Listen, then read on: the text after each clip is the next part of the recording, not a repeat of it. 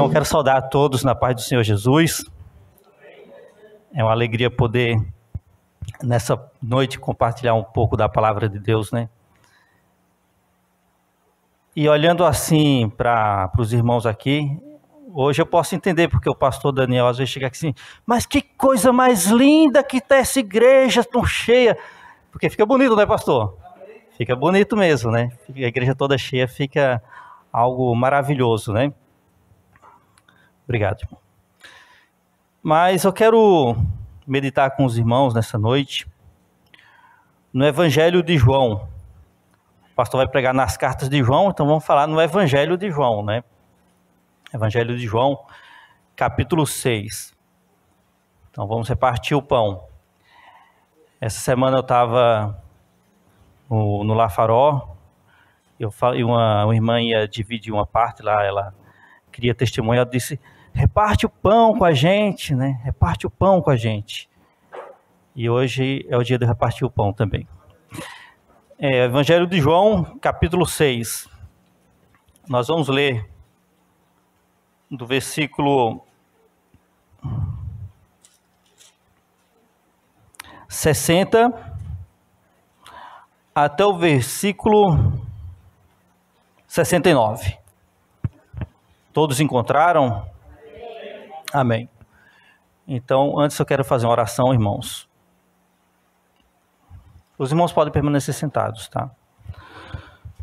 Senhor nosso Deus, no nome de Jesus, nós nos colocamos aqui nesse instante, Pai amado. Queremos te agradecer pela presença de cada um de nós aqui. O Senhor que nos concedeu essa dádiva de hoje estarmos aqui na tua presença. Senhor, fala com o teu povo. Que a tua palavra penetre no coração de cada um de nós. Que o teu Espírito Santo faça a obra como sempre fez, Senhor Deus. Porque a obra é tua. A obra é tua. E eu sei que o Senhor está presente nessa noite. E eu tenho certeza que o Senhor não vai deixar ninguém sair vazio. O Senhor vai falar ao nosso coração. Não por mim, mas por ti, Senhor Deus. Pela tua grandeza e pela tua misericórdia. Obrigado por tudo e nos abençoa. No nome de Jesus. Amém. Então, irmãos, o Evangelho de João, capítulo 6, versículo 60 até o 69, diz assim. Muitos, pois, dos seus discípulos, ouvindo isso, disseram, duro é esse discurso, quem o pode ouvir? Sabendo, pois, Jesus em si mesmo que os seus discípulos murmuravam a respeito disso, disse-lhes, isto vos escandaliza? Que seria, pois, se visseis subir o Filho do Homem para onde primeiro estava? O Espírito é o que vivifica a carne. Desculpa, irmão, o Espírito é o que vivifica. A carne para nada aproveita. As palavras que eu vos disse são Espírito e vida. Mas há alguns de vós que não creem. Porque bem sabia Jesus, desde o princípio, quem eram os que não criam e quem era o que o havia de entregar. E dizia, por isso eu vos disse que ninguém pode vir a mim, se por meu Pai lhe não for concedido. Desde então, muitos dos seus discípulos tornaram para trás e já não andavam com ele. Então disse Jesus aos 12, quereis vós também retirar-vos? Respondeu-lhes, pois, Simão Pedro, Senhor, para quem iremos nós? Tu tens as palavras da vida eterna. E nós temos crido e conhecido que tu és o Cristo, o Filho de Deus. Amém? Louvado seja o Senhor nosso Deus. Irmãos, versículo 69 diz assim, e nós temos, 68, respondeu-lhes, pois, Simão Pedro, Senhor, para quem iremos nós? Tu tens a palavra de vida eterna. E que isso esteja gravado não só no coração de Pedro, mas no coração de cada um de nós. Que hoje nós possamos dizer assim, Senhor, para onde eu irei?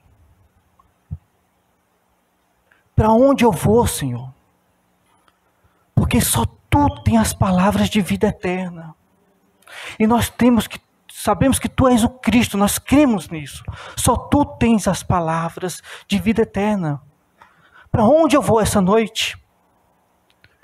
Quando Jesus nos chama, irmãos, para onde iremos nós? Quando a doença bate na nossa porta, nós queremos Jesus. Mas quando não somos curados, para onde iremos nós? Quando temos um emprego que ganhamos bem, muito bem, e perdemos esse emprego, a pergunta é, para onde iremos nós? Para onde iremos nós? Quando tudo está bem, e somos decepcionados, para onde iremos nós? Essa palavra, todos nós um dia iremos ter de responder. Senhor, para onde iremos nós? Só o Senhor tem palavras de vida eterna.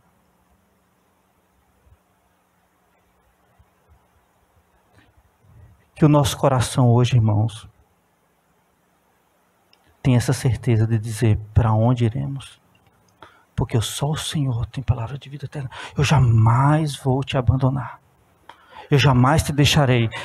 Independente do que aconteça, eu estarei contigo. Mas, irmãos, no versículo 60, diz assim, muitos, pois, dos seus discípulos, ouvindo isso, disseram, duro é esse discurso, quem o pode ouvir? Que discurso era esse, irmãos? Que discurso duro? Que discurso duro era esse que os discípulos não podiam ouvir? Que discurso tão duro foi que fizeram com que muitos deles virassem as costas e fossem embora? E aqui não está falando dos 12, tá, irmãos? Jesus tinha mais outros discípulos. E muitos desses, se afastaram de Jesus. Que discurso era esse? No versículo 2 do mesmo evangelho, diz que uma multidão seguia Jesus. Uma multidão seguia Jesus.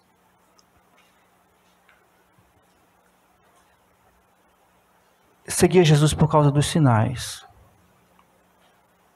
Porque Jesus fazia milagres. Seguia Jesus por causa dos interesses.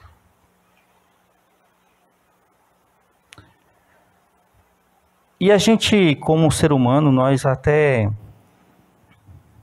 entendemos assim, quando uma pessoa está, naquele tempo assim, muita gente cega, pessoas aleijadas. Naquele tempo não tinha vacina, né?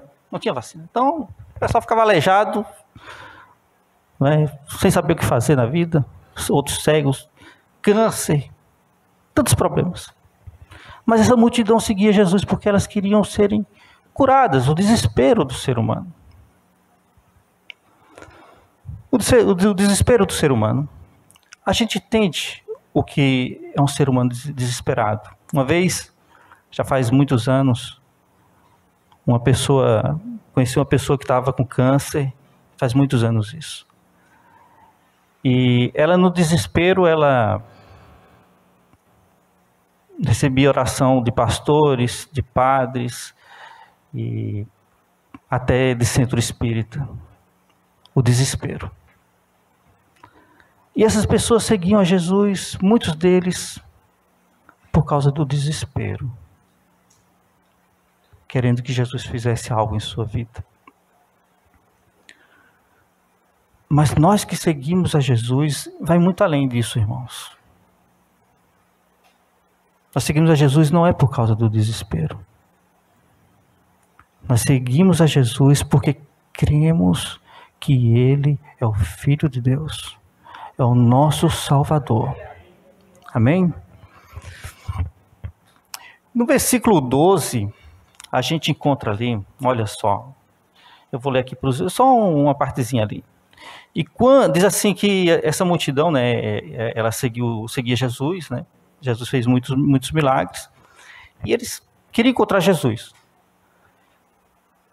E foram até atravessar o lago de Tiberíades e encontraram Jesus. E era uma multidão de aproximadamente 5.000 homens. E isso fora as mulheres e as crianças. E Jesus viu aquela multidão e fez elas se assentarem ali. E foi quando Jesus fez a multiplicação dos pães. Jesus multiplicou pão e deu para aquela toda multidão. E eles comeram e ficaram satisfeitos. Olha aqui versículo 12, que aqui diz, ó. E quando estavam saciados,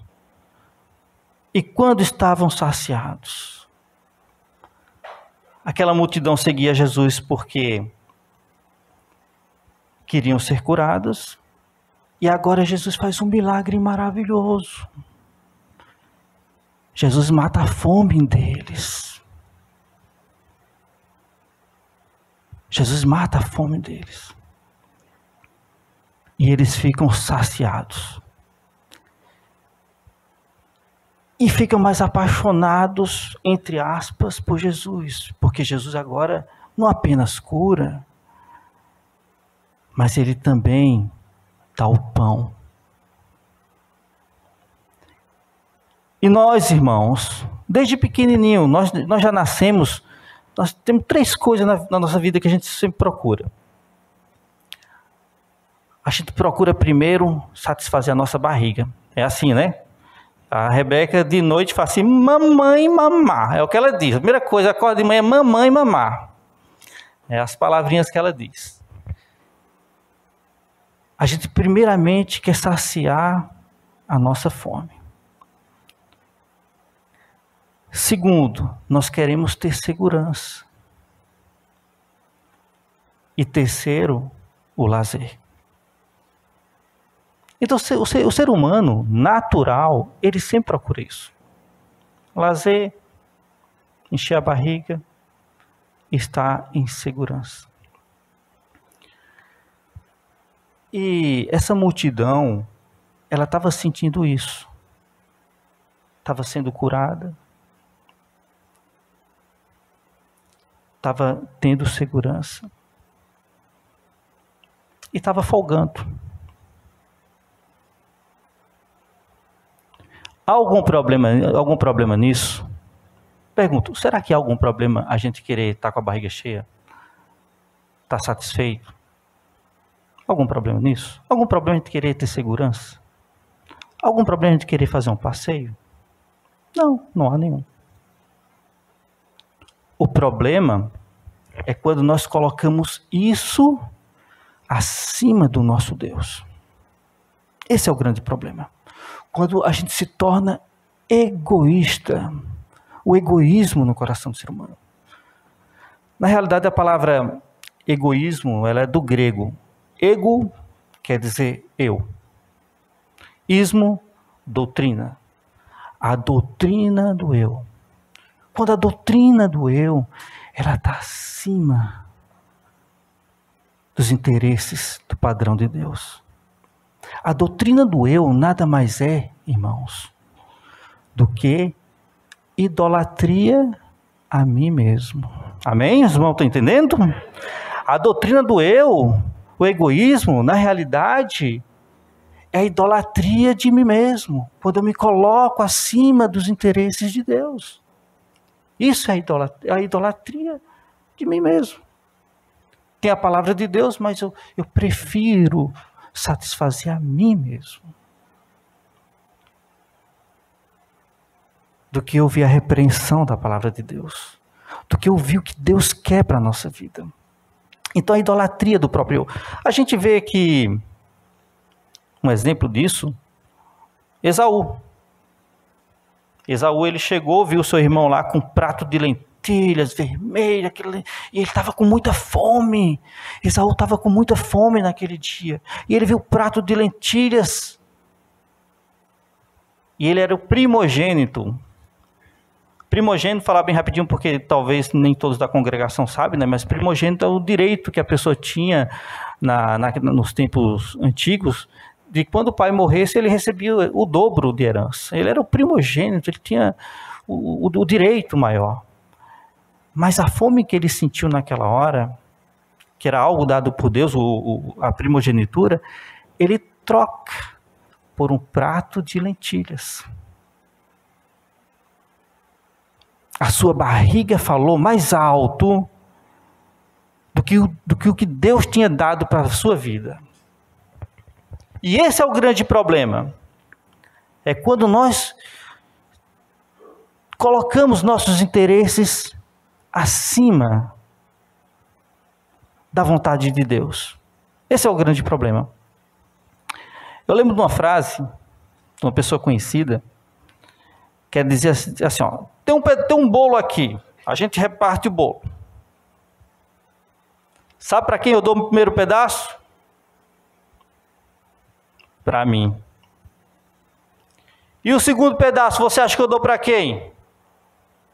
Para mim também. E o terceiro pedaço? Para mim. E se sobrar um pouquinho, pode ter certeza, é para mim também.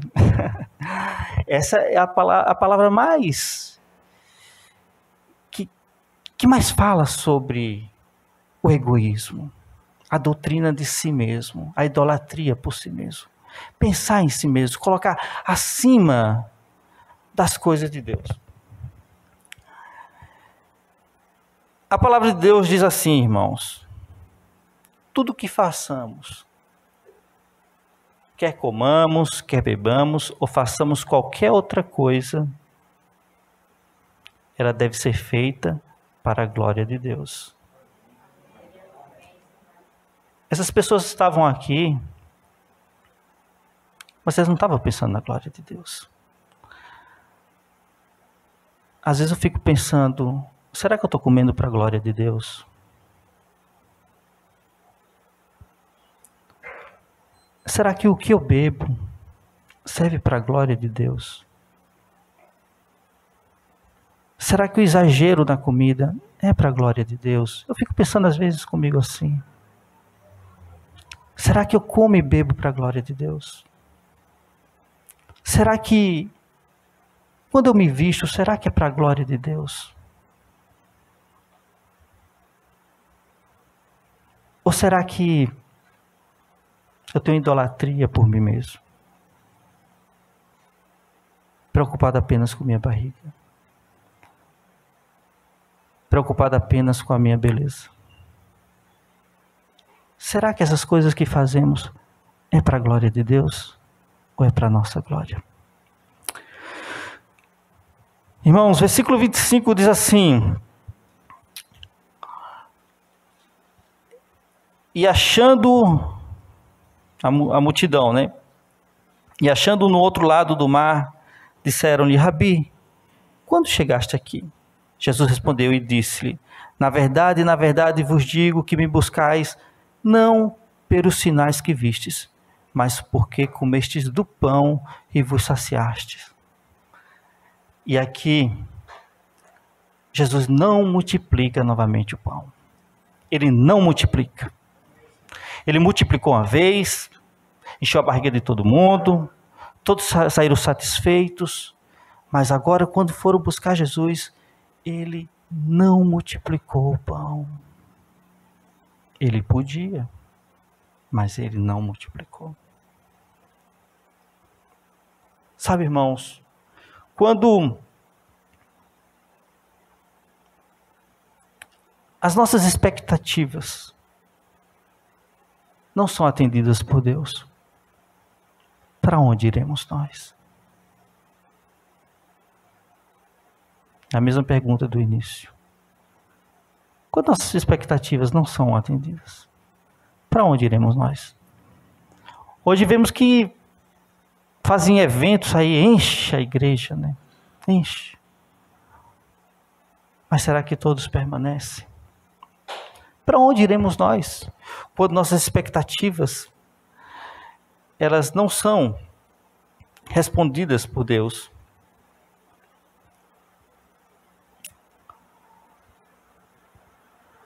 E aqui, essa multidão, ela começa a ficar irritada com Jesus. Ela começa a ficar irritada com Jesus.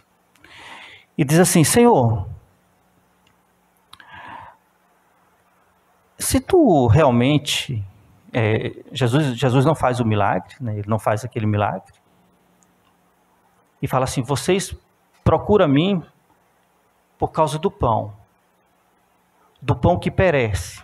O pão que perece quer dizer assim, aquele pão que você come e depois, né, sai para fora do seu corpo.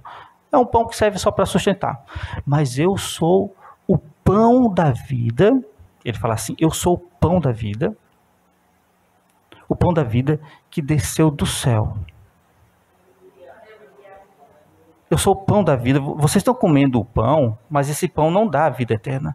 Mas eu sou o pão da vida que desceu do céu. E aquele que comer desse pão, ele jamais terá fome.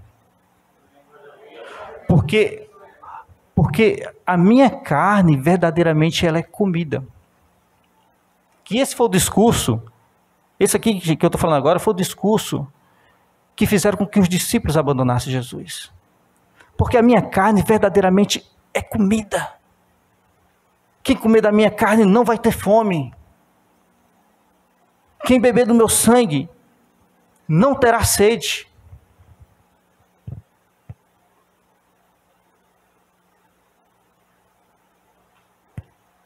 Jesus, irmãos, é fácil crer em Jesus, no Jesus histórico, no Jesus homem. É fácil crer em Jesus. Apesar, Jesus foi um homem que viveu na Galileia, em Israel. É fácil.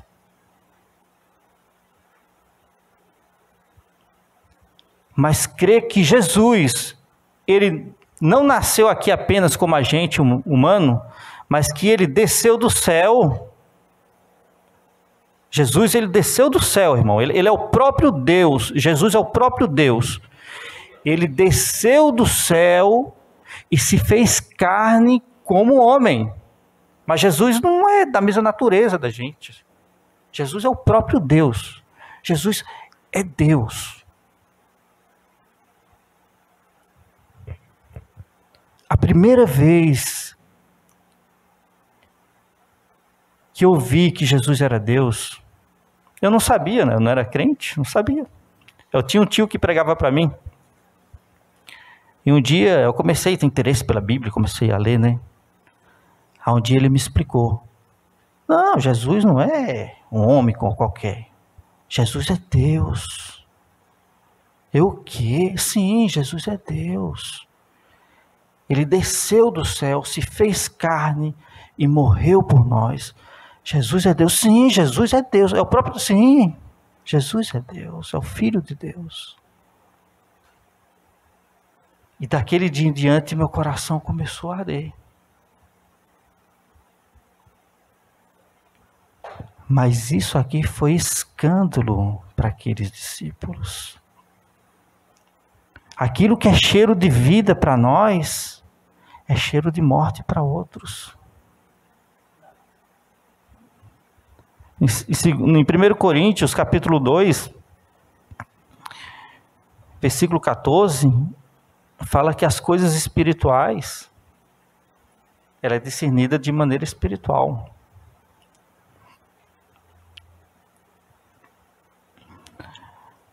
Jesus é o próprio Deus. Mas acontece que muitos seguem a Jesus apenas pelo interesse. É semelhante um filho que tem um pai E ele ama o pai, abraça a mãe, mas só porque tem interesse, quer ganhar um presente. Mas não quer estar perto do pai conversando. Não está querendo ficar perto da mãe para conversar. É assim que muitas pessoas fazem com Jesus. Tem tempo para comer, tem tempo para beber, tem tempo para passear, tem tempo para brincar, tem tempo para jogar. Tem tempo para tudo. Quando está com necessidade, Jesus me ajuda. Eu estou doente, Jesus arruma um emprego para mim.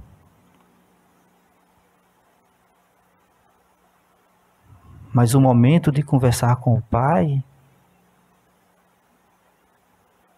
não tem. É a mesma coisa do filho interesseiro, que só quer os presentes, mas não quer conversar com o pai. E aqui esses discípulos eram interesseiros. Mas um dia, irmãos, todos nós teremos essa decisão. Para onde eu irei? E esse dia, às vezes são vários dias. Acontece hoje, acontece amanhã, e assim sucessivamente. Então, irmãos, já indo para o final aqui, voltando lá no versículo 60. Muitos, pois, dos seus discípulos, ouvindo isso, disseram: duro é esse discurso, quem o pode ouvir? Era esse discurso, que Jesus é o próprio Deus, aquele que desceu do céu para dar a verdadeira comida. Era esse discurso. Jesus falou assim, o maná que seus pais comeram no deserto, vocês comeram o maná. Comeram, mas depois morreram. Mas eu sou o verdadeiro pão que desceu do céu. Quem comer da minha carne, beber do meu sangue, jamais morrerá. Era esse discurso que os discípulos não aceitavam. E assim, irmãos,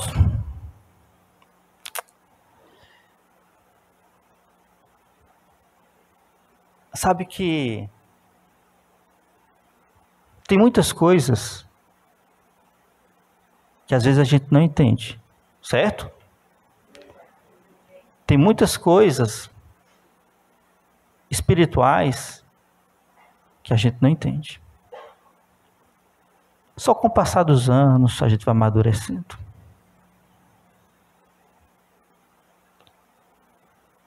Tem discursos duros que escutamos aqui na congregação que às vezes a gente pode se sentir ofendido.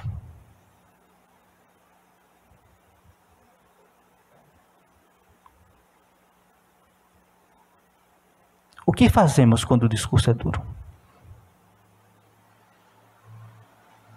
O que fazemos quando não entendemos as coisas espirituais naquele momento? Pedro disse: para onde eu irei? É duro o discurso, mas para onde eu irei? Eu não entendo o discurso, mas para onde eu irei?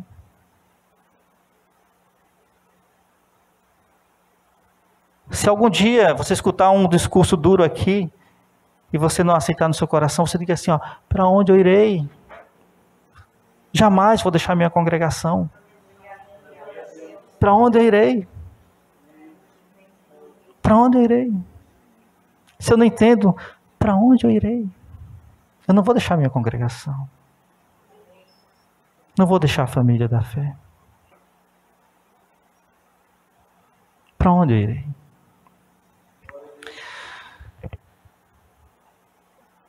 Irmãos, aqui diz que eram os discípulos que abandonaram. Os discípulos que abandonaram. Isso é um alerta para a gente, tá? Isso é um alerta para a gente. Nós aqui somos discípulos. Não devemos abandonar. E agora eu vou ter que, porque o tempo está correndo, senão não vai não vai dar tempo. Deixa eu correr aqui. Mas Pedro diz assim, para onde eu irei? Se só tu tem palavras de vida eterna. Para onde irei? Só tu tem palavras de vida eterna. Um dia, Pedro falou: Senhor, todos que te abandonem, mesmo que todos te abandonem, eu jamais vou te abandonar. Eu jamais vou te abandonar. E eu vi que a gente vê assim, aquele entusiasmo de Pedro, de querer estar com Jesus, fez com que ele dissesse uma palavra que fosse além. Ele não queria abandonar Jesus. E Jesus falou assim: vocês todos vão se escandalizar e vocês todos vão me abandonar. Pedro falou: não, eu não vou te abandonar. Não vou te abandonar.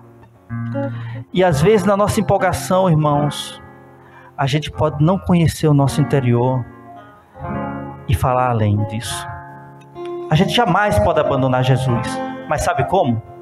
Quando a gente diz: Senhor, segure minhas mãos, porque eu não tenho força de permanecer, mas o Senhor segurando em minhas mãos, eu jamais vou te deixar.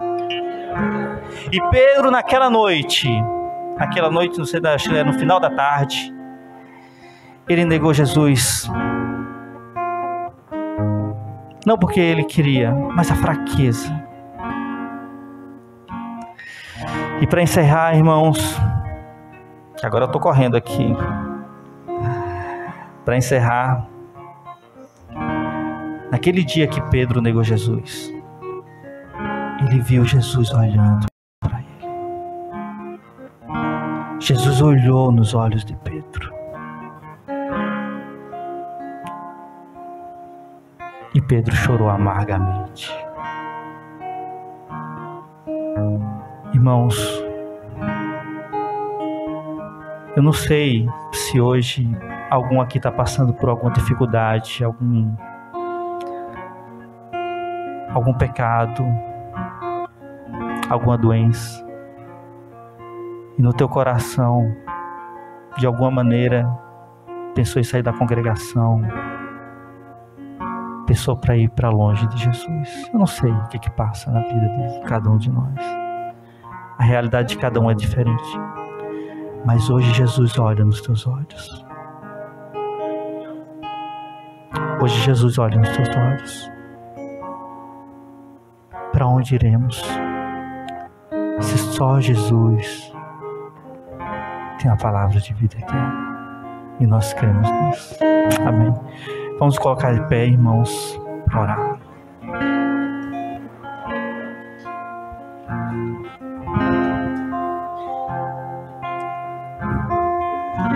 E depois de passado tudo isso, depois que Jesus ressuscitou, Jesus olha para Pedro e diz: Pedro, tu me amas?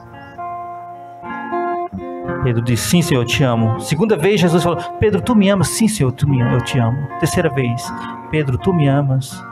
E aí Pedro diz que ficou triste, disse: Senhor, tu sabe todas as coisas, tu sabe que eu te amo. Será que hoje você pode dizer isso para Jesus? Oremos, irmãos. Senhor nosso Deus maravilhoso, no nome de Jesus,